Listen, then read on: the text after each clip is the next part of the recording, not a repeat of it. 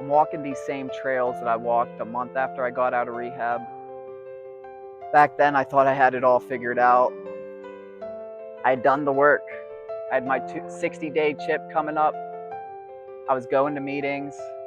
I was even reading my Bible. I felt hopeful for the first time in a long time. But I was also terrified in ways that I couldn't even admit to myself.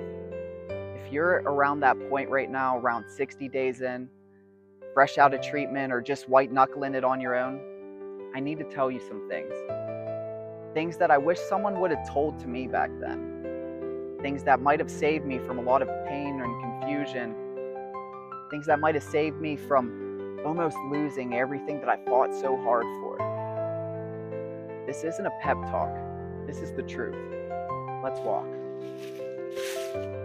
First things first, that feeling you have right now, where everything feels possible, your skin's clearing up, you can sleep, you can eat, people are proud of you, that's called the pink cloud, and you're about to fall off of it. Now, I'm not saying that to scare you, I'm saying that so you don't think that you're failing whenever it happens.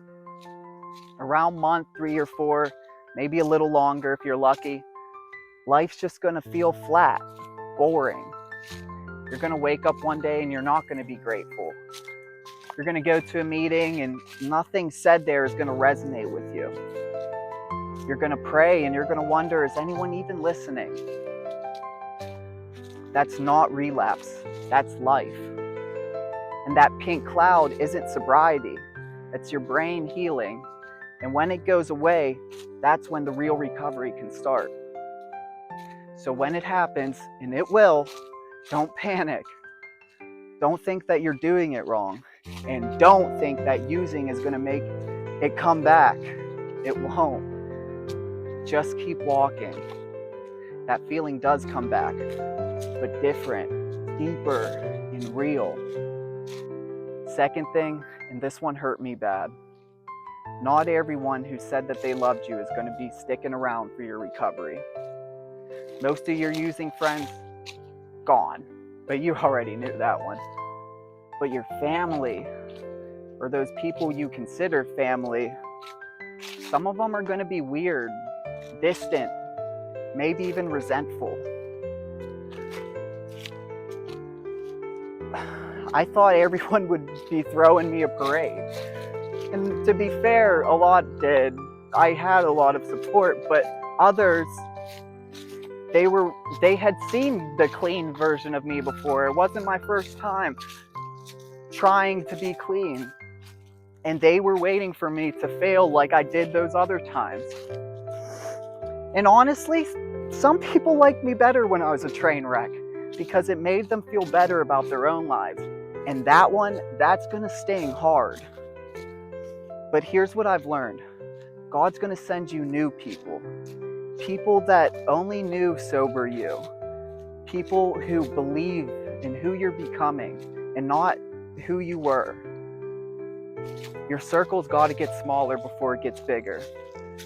Quality over quantity is huge. Let people go that need to go and trust that the right ones will show up. Third thing, you're not healed yet. You're still healing. At 2 months, I thought I was all good now. I thought I dealt with my trauma. I did therapy and rehab. I cried about my childhood with my friends in there. I'd given my trauma over to Jesus. I'm all good now. I hadn't even scratched the surface. The drugs weren't your problem. They were what you were using as the solution to your problem, a problem that you probably don't even fully understand yet. And that's going to show up in your life in some weird ways. You're going to snap at people who don't deserve it. You're going to get super anxious in situations that should be completely safe and okay. Some days you're going to want to crawl out of your skin and you're going to have no idea what's even going on. Don't run from it. Don't white knuckle through it. Get help, real help. Talk to a friend. Get a sponsor. Go to therapy. Talk to your pastor. Whatever works for you, just do it. work on that problem. The drugs weren't the problem.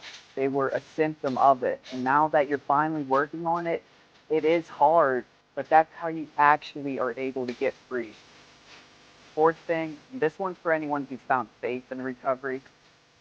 I thought when I started following Jesus, he'd make everything smooth. Like, okay, God, I'm all in. Please make everything easy now. He did not. I still struggled. I still had bad days. I still faced temptations. I still had the wreckage of my past to clear, all the consequences. I had to rebuild trust with people. I had to fix relationships that I destroyed. I had to repay debt, so I had to work bad jobs. And for a while, I was mad about it. Like, God, come on, man, I'm really trying my best here. Where's my breakthrough at? But here's what I've learned. God doesn't remove your struggle. He walks through it with you. He doesn't make you comfortable, makes you capable. Every day that you make it through sober, you're building strength that you're going to need later. Every temptation that you resist, you're proving to yourself that you can do it. At 2 months, you may be praying for relief, and that's okay, I get it. But what you're actually getting is resilience. The struggle isn't punishment, it's preparation. Trust the process and trust him. Even when it feels like he's not listening, he is. And he's building something inside of you that's going to seriously blow your mind. Fifth thing, no one talks about this one enough. Boredom will try and kill you. Not cravings, not triggers, just boredom. You're going to have a Sunday afternoon with nothing going on. No structure, no plans, nothing but time. And your brain's going to peek in and whisper and say, hey, remember how we used to fill this time? At 2 months, you're probably still riding the momentum from treatment. Still have meetings to go to and check-ins. But eventually, you're going to have to figure out, what do I actually like doing? For me, it was these woods. Walking up here and now filming and sharing my story. For you, I don't know. But you got to figure it out fast. Because when you don't fill your time with purpose, you're going to fill it with poison. Find a hobby, a mission, something you believe in, something that makes you excited to get up in the morning, something that makes you feel alive without chemicals.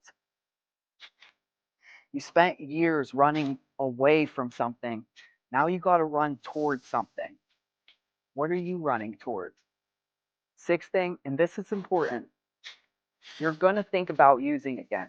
And that does not mean that you're failing.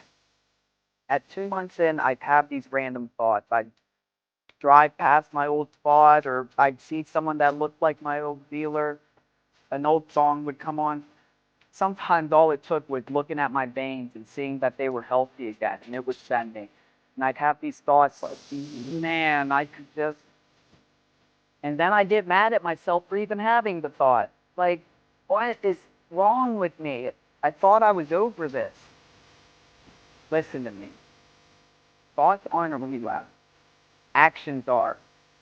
Your brain spent so many years wiring itself around drugs, it's going to take some time to rewire. That's not failure. That's your brain healing. What matters is what you did with the thought. Did you entertain it? Or did you call someone? Did you go for a walk?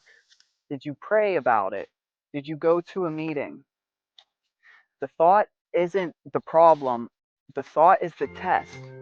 And every time you pass that test, you get a little bit stronger. The thought gets a little bit weaker. And the time in between them gets a little bit longer. You might not ever get rid of the thoughts completely. And that's okay. The goal isn't to never think about it. The goal is to never act on it again. It's a big difference there. So here I am, walking the same trail 4 years later. And I gotta tell you, 2-month me had no idea what was coming. The good, the bad, the beautiful, and the brutal. I lost people that I thought that I'd have forever, and I gained people that I never saw coming. I had a lot of days where I wanted to quit. Days where I cried in my car. Days where I screamed at God. But I've also had days where I've laughed until my face hurt. Days where I felt a peace that I didn't even know existed. Days where I looked in the mirror and I liked the man that I saw looking back at me. It wasn't easy, but it was so worth it. Every single day. And if you're at 2 months right now, wondering if you can do this, wondering if it gets better, wondering if you're strong enough, you are. It does. Keep going. If you're watching this and you're at 60 days, 6 days, or just 6 hours clean, I need you to know you don't have to have it all figured out. You don't have to be perfect. You don't have to be strong every day. All you need to do is not use today in this moment, and then do it again tomorrow.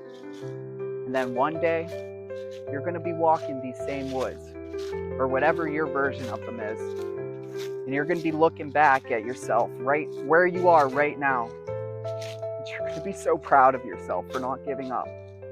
I'm proud of you right now. Keep walking. Jesus loves you. I love you. You got this.